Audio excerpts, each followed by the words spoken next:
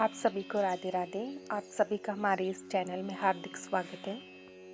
आज की इस वीडियो में हम आपको माघ मास महात्म्य के 18वां अध्याय की कथा सुनाएंगे। माघ मास को सनातन धर्म में अत्यंत शुभ माना जाता है। इस विशेष महीने में स्नान, दान, व्रत और तप का विशेष महत्व होता है। माघ मास में विधि पूर्वक श्री हरि, माँ लक्ष्मी और तुलसी माता की पूजा करने से सुख और समृद्धि में वृद्धि होती है। जो भी लोग माघ मास महात्म्य को सुनते हैं या पढ़ते हैं, उनके सभी कष्टों का अंत होता है। अब मैं आपको माघ मास महात्म्य के 18वां अध्याय की कथा सुनाऊंगी, जो इस प्रकार है। कांचन मालिनी ने कहा, हे राक्षस, मैंने तुम्हारे पूछने पर ये इतिहास तुझे सुना दिया है। अब मेरी शंका मिटाने को तुम भी अपना पूर्व इतिहास सुनाओ। किस पापी कर्म के प्रभाव से तुमको ये भयंकर योनि प्राप्त हुई है? तब राक्षस ने कहा, हे सुभगे, तेरा वृत्तांत बड़ा ही सुंदर और पापों को नष्ट करने वाला है। उसे सुनकर मेरे मन को बड़ी शांति प्राप्त हुई है। हे सुलोचने, वास्तव में तूने मुझे वह कल्याणकारी मार्ग बताया है जिसका बदला मैं नहीं दे सकता। निश्चय ही तू मेरा उद्धार करने को जन्मी है। मैं तुझसे कुछ नहीं छुपाऊंगा और अपने दुष्कर्मों को बताता हूँ। हे बद्रे, प्राचीन काल में मैं काशी नामक पवित्र नगरी में रहने वाला एक ब्राह्मण था। मैं उत्तम कुल में जन्मा था। मुझे वेद का अनंत ज्ञान था। अतः उस नगरी में मेरी बहुत प्रतिष्ठा थी। इतना ज्ञानी और विद्वान होते हुए भी मेरी बुद्धि खराब हो गई। लोभ के वशीभूत होकर मैंने नीच कर्म प्रारंभ कर दिए। मैंने दुराचारी राजा, शूद्रों एवं वैश्यों के दुष्ट दान लेने प्रारंभ कर दिए। अनेकों बार कुत्सित, निषिद्ध, गतिग्रह दान लेता रहा। यहाँ तक लोभ में पड़कर मैं चंडाल तक का दान लेने लगा। लोभी प्रवृत्ति के कारण मैंने वे सभी पाप कर डाले जिनको करना कोई पसंद नहीं कर सकता। हे देवी, तीर्थों का प्रभाव भी अनोखा है। जहाँ तीर्थ समस्त पापों का सत्कर्म करने पर नष्ट करता है, वहाँ वही तीर्थ पाप करने पर पाप कार्यों को कई गुना बढ़ाता भी है।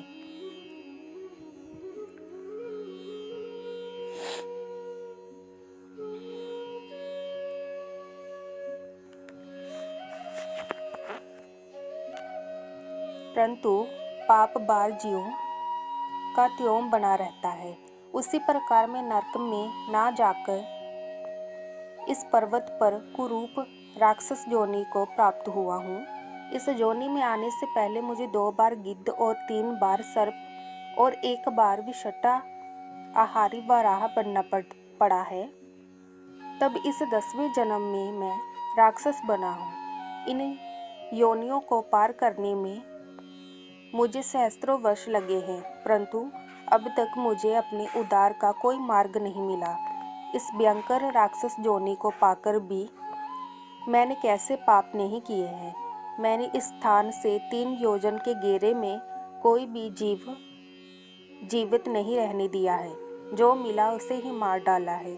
सहस्त्रों निरपराध जीवों की हत्या कर डाली है। इन्हीं पापों के कारण मेरा मन जलता रहता है। आज तुम्हारे दर्शन करके मुझे शांति मिली है। तीर्थ का फल समय पर प्राप्त होता है, परंतु सज्जन के दर्शन मात्र से तुरंत लाभ होता है। हे देवी, मैंने अपने चरित्र को स्पष्ट रूप से तुमसे कह दिया है। सज्जन दूसरे के दुख से दुखी होते हैं। आप ही मेरे उद्धार का मार्ग बताएं। मैं इसी चिंता में पड़ा रहता हूँ कि मेरे कष्टों का अंत कैसे होगा। मैं तो इतना भी जानता हूँ कि सज्जन पुरुषों की सहायता से मुझ जैसे पापात्मा का भी निस्तार होगा। आप ही मेरे उद्धार का मार्ग बताएं, ताकि इस जोनि से छुटकारा मिले। दत्तात्रेय जी ने कहा, हे राजन, उस राक्षस ने उन वचनों को श्रवण कर कांचन मालिनी का हृदय दया से भर गया। उसने विचार करने के बाद उससे कहा, हे दैत्यराज, तुम चिंता मत करो। मैं तुम्हारी मुक्ति का उपाय करूंगी। मैंने अनेकों वर्षों से विधि पूर्वक माघ स्नान किए हैं। प्रयागराज पर मेरी अगाध श्रद्धा है। त्रिवेणी स्नान मुझे अपने प्राणों से भी प्रिय है। श्रद्धा पूर्वक मैंने त्रिवेणी के जल में स्नान करके धर्म के मर्म को समझा भी है।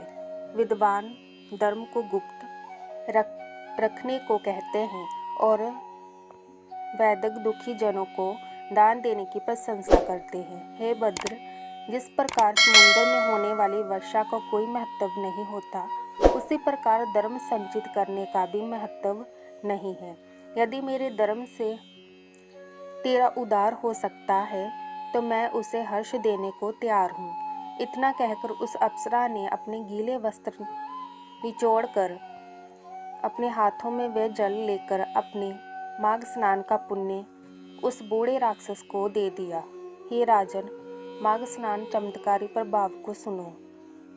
कांचन मालिनी के पुण्य के प्राप्त होते ही उस राक्षस ने देह त्याग दी। प्रसन्न मुख वह जब विमान पर चढ़ा तो समस्त दिशाएं ज्योतिमान हो गई। उस समय वह आकाश में दूसरे सूर्य के समान प्रतीत हो रहा था। तब उसने कांचना मालिनी की प्रशंसा करते हुए कहा, हे भद्र, मेरे पापों का कोई प्रायश्चित था या नहीं, ये तो प्रभु ही समझ सकता है, परंतु आपने पुण्य प्रदान करके मेरी गति बना दी है। अब आप कृपा करके मुझे नीति युक्त उपदेश प्रदान करें ताकि मैं भविष्य में भी पापों से मुक्त रह सकूं। उसके इन वचनों को सुनकर कांचन मालिनी ने कहा, संसार में धर्म श्रेष्ठ है, अहिंसा श्रेष्ठ धर्म है। साधु संतों की सेवा, सज्जन समागम, कामदेव का हनन, पर निंदा का त्याग, सत्य भाषण और भगवान विष्णु और शंकर की आराधना प्राणी का कल्याण करने वाले हैं। माया ममता का त्याग कर संसार को नाशवान समझकर जीवन यापन करने वाले प्राणी योग में प्रीत लगाते हैं, उससे ही उनका कल्याण होता है। जो भी इन बातों का पालन करता है उसका ही जीवन सफल होता है। हे राक्षस, प्रभु प्रताप से तुमको दिव्य देह प्राप्त हुई है और तुम स्वर्ग को जा रहे हो। प्रभु तुमको सद्बुद्धि प्रदान करे। इस उपदेश को ग्रहण कर दिव्य शरीर धारण करने वाला वह राक्षस स्वर्ग को जाते समय बोला, हे कल्याणी, तुम्हारा सदैव कल्याण हो। प्रभु तुम पर प्रसन्न रहे। सूर्य और चंद्र का आकाश में जब तक तेज है तब तक तेरी कीर्ति अमर रहे। देवी पार्वती के चरणों में तेरी प्रीति अखंड रहे और भगवान शिव के परम पवित्र शिवलोक में तेरा स्थान बना रहे। हे माता, तेरी बुद्धि निर्मल रहे। धर्म, तप, उपकार, दया तेरे आभूषण हो और दीन दुखी जन तेरी सहायता का लाभ उठाते रहे। इस तरह के वचन कह और कांचन मालिनी को प्रणाम करके वह राक्षस स्वर्ग को चला गया। तब देव कन्याओं ने हर्षित हो कांचन मालिनी पर पुष्प वर्षा की। उसको आशीर्वाद देते हुए बोली, हे भद्रे, तूने राक्षस पर दया करके उसे मुक्ति दिलाने में अपने अद्भुत कार्य का परिचय दिया है। तब हर्षित हो कांचन मालिनी अपने लोक को गई। जो भी प्राणी इस श्रेष्ठ संवाद को सुनता अथवा पढ़ता है वह राक्षस के भय से मुक्त रहता है। इस अध्याय की कथा मैंने आपको सुना दी है। अगले अध्याय की कथा सुनने के लिए हमारे इस चैनल को सब्सक्राइब कीजिए, लाइक कीजिए और इसे ज़्यादा से ज़्यादा शेयर कीजिए।